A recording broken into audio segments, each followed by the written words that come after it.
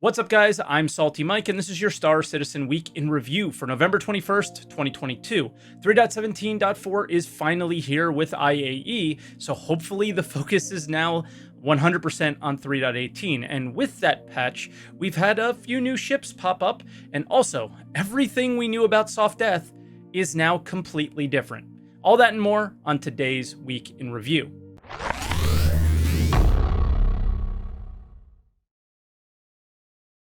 And as always, if this is your first week in review, this is where I take all of the official Star Citizen news each week and put it into one video. Also, I live stream on Twitch, twitch.tv/SaltEMike, starting at 6:30 a.m. Eastern time every day but Monday, so I can get this video out to you. But it hasn't been quite stable, my Twitch streams, and every day but Monday at all. So I do appreciate all the kind words that you guys left on last week's YouTube video, and we should be getting back to that normalcy starting tomorrow. So react videos on the second channel, live streams on twitch.tv/SaltEMike, maybe even more videos on this channel, the main channel. So hopefully we get back to some normalcy, but I do want to thank you all from the bottom of my heart. The amount of people that shared their stories and just their condolences and all those things just brought some warmth into me. A lot of the times when you read YouTube comments, they're not always positive, they're not always healthy for your mental health, and this really helped me through a tough time. So I just want to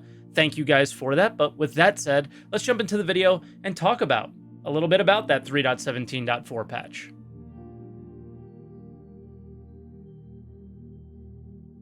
And with that, most patches, this is the issue. The known issues list is incredibly long in comparison to the things being added to the patch, but most of these things seem to be quite minor. The one that sticks out to me is the one that's been around for some time, which is armor, weapons, and utility items just vanishing in between play sessions. Like, for someone like me who really likes to play the game, go down to bunkers, go to certain places, loot NPCs, loot boxes, and gather important things to me that way, it kind of sucks when they disappear. So lastly is what was added to the patch, and it's not a lot. It's just the Corsair, but that's what they said. Obviously, the Drake Cutter came after this post was put out, and there's some hints at other ships that we'll talk about later in today's show. So there's definitely more in this patch. I mean, there's an entire in-game event in the patch that's, you know, not in the patch notes. IAE was added, right? You could say things like that in the patch notes, but they didn't. So it seems like they didn't do anything in 3.17.4. I would have liked to see more bug fixes, but hey, it is what it is. So I guess we should move on to IAE and what we know so far.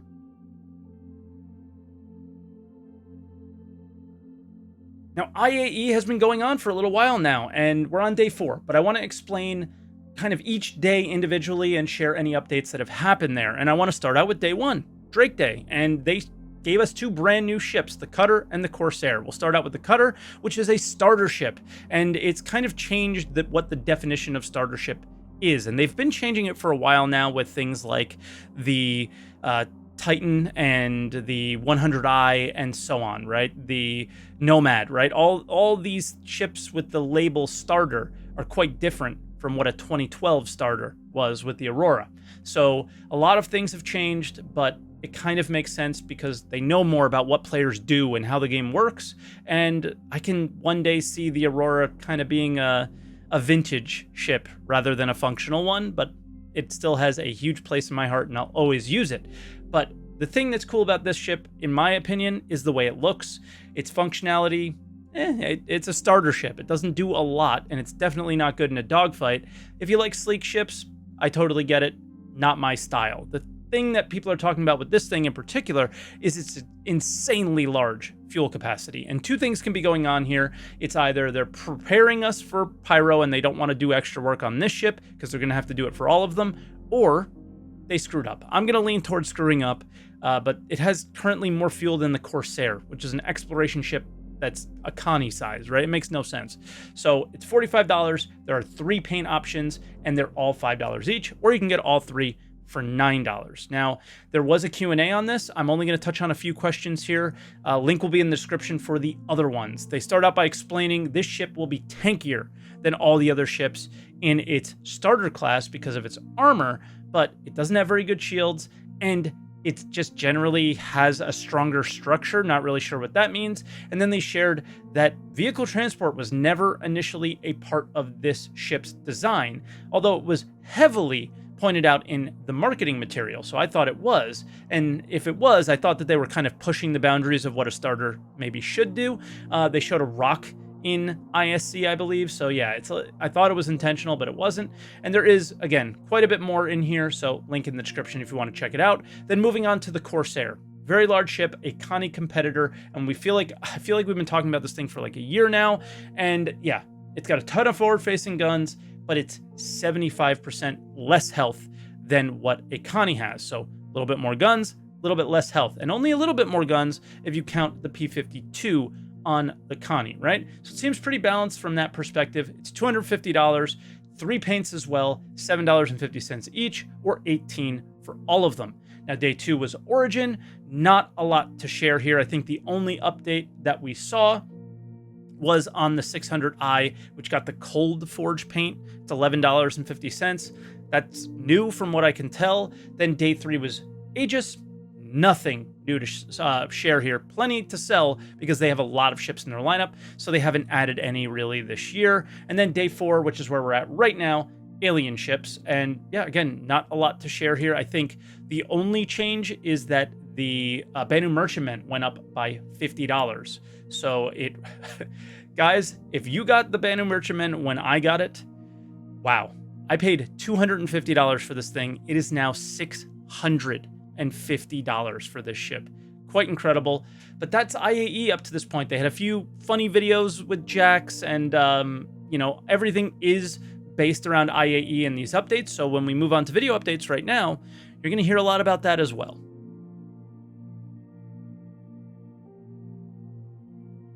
And we'll start out with ISC, titled A Cut Above, which the first feature was on the cutter, but we talked so much about it earlier in this video, and I even shared the video from ISC in the cutter discussion that you kind of get the gist of what's going on there. But then the second feature was around the lore of Drake and who they are as a company, but specifically they touched on something around the event, IAE.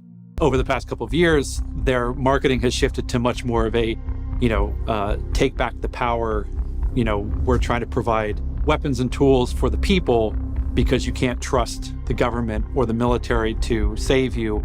You need to have the tools to be able to do that yourself. So that's been kind of the thing that's been driving them for the past couple of years, and is certainly keying into the current IAE that they're co-sponsoring. Now, it's kind of weird going around the events. I didn't quite see a lot of this theme that they're talking about. There's a few signs that are like, promoting you, protecting yourself, but not a lot of things outside that. So maybe in the video updates, maybe there'll be some sort of surprise big thing coming up, maybe something in game, but I'm not holding my breath on that one. It's probably just their standard kind of marketing BS that they do, and we'll see what happens. Hopefully something cool will happen. But there was also a third feature in this video. This video was quite long on the concept update for the 600i, where they made a much better use of its interior and gave us a nice walkthrough of all their work so far. It has much more functionality from an interior perspective than it ever had before, and it can even hold a tank. But then they said this. So next step is essentially just finding a slot in the production schedule for it. It's about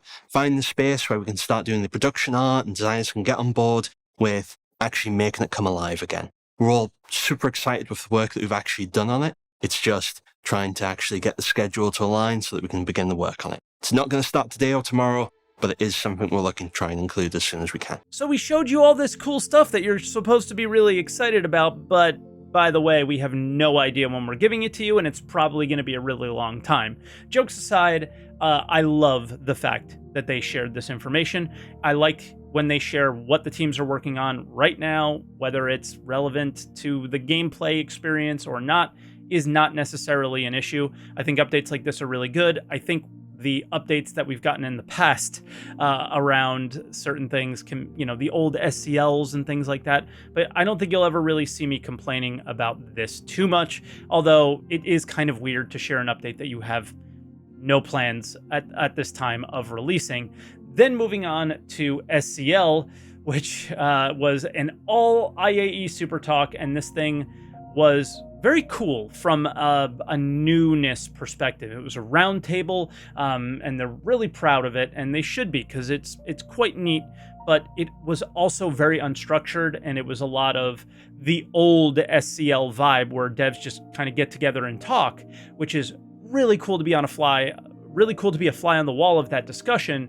But it sort of missed the one element of SCL that's kind of cool. We can ask certain questions that are near and dear to our hearts, and that didn't happen in this one. But they did speak a lot about their process of planning productions and all that stuff with new ships. And then they confirmed something that we all sort of noticed, but weren't sure if it was just a mistake or a meme or something. Have we completed a ship in this new pipeline yet? Yes. Yeah. Cutter, right? Was it Cutter? I don't think we did the planning in Was that it way for the- the cutter. CAR. Are we allowed to talk about that? We are not. The cutter, yes. No, the other one. No. Well, Well, no. we said it. The one that's No. going to get blipped out. No, that other one gets formally revealed next week. Okay. So, a search and rescue C8, and I don't often get excited about ships, but from this perspective, this ship is literally perfect for this. They probably watched what players are doing, the mission beacons for down players, and it is useful. If you look at just the C8 in general, it is the snub ship for a ship that has a decent medical bed, right? So if you find somebody downed and you heal them and they have an injury that's minor, you can heal it maybe in your C8, because I'm assuming there's going to be some beds in the area where there was cargo. And if you can't, you bring them back to your mothership, right? That has a better medical bed. It all just kind of makes sense. Next thing I would want to see is just like more proper consumables for medical beds. So there's something we have to like pay for or gather or figure out in order, or manage, I guess is probably a better word. And yeah, just thinking about this ship in general really makes me want to start playing that game loop. And I think you'll probably see me on my streams trying it out if this ship ever comes out. But expect that on Anvil Day. So probably pretty soon. I don't know where it is on the schedule, but expect that ship on Anvil Day, and I'm probably going to pick it up. So let's move on to other updates, though.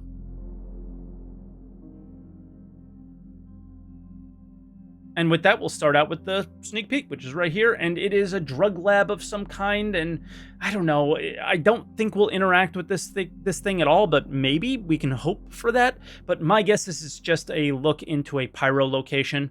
I think we saw these plants in the updates around pyro at CitizenCon this year. So I just suspect it's that. What do you guys think? Leave a comment down below and let me know. Then we had a lore post that was obviously about IAE. And there was a guest that predicted that Drake is going to do something, because they're not going to be allowed back. They're kind of hinting at something bigger. Nothing really big has happened here yet, so I'm assuming that that is coming. And then the last thing is an update on Soft Death. So it appears they figured out a way to hand-wavium fake component damage for right now. There's no longer a percentage-based chance, and it's now based off of critical parts health. What is a critical part? I'm guessing it's a power plant. I'm guessing maybe a quantum drive. I'm not sure. And then essentially what they said is there'll be a phase after this. So once you've achieved soft death, then if you want to finish off the ship, you can continue to damage it and it will actually explode. So that's sort of the message here around this. I'm really curious how this is going to play out. 318 has been in and out of Evocati as far as I'm aware, but as most of you know, I haven't really had the opportunity to play video games very much lately.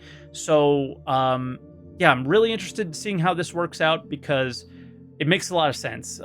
Having soft death, but the ability to finish someone off if you want is also an option. Think bounty hunting right now, right? I mean, bring them in cold or bring them in hot. So your choice. But that'll do it. So that was this week's Week in Review, kind of an abbreviated one, going as fast as I possibly can, because my brother's still here. So I still have some family in town, and I basically want to focus 100% on content creation and all those things starting tomorrow. So expect, again, a lot more stuff coming out of the SaltEMike channels. If you guys don't know, there's actually a SaltEMike's Clips channel that hopefully is going to get a little bit more action, because I'll actually be here to make those clips. So again, thank you everybody for your support over this really difficult time for me and my family.